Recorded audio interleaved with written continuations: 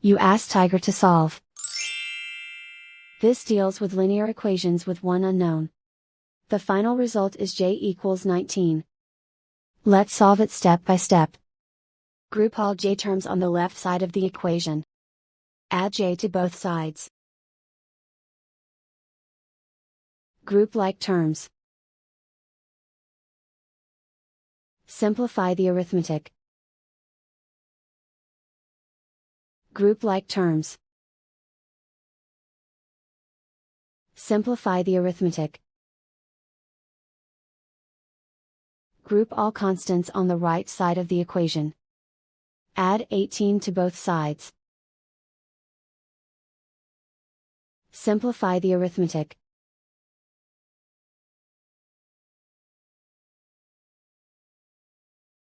Isolate the j.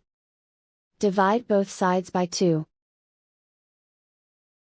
Simplify the fraction.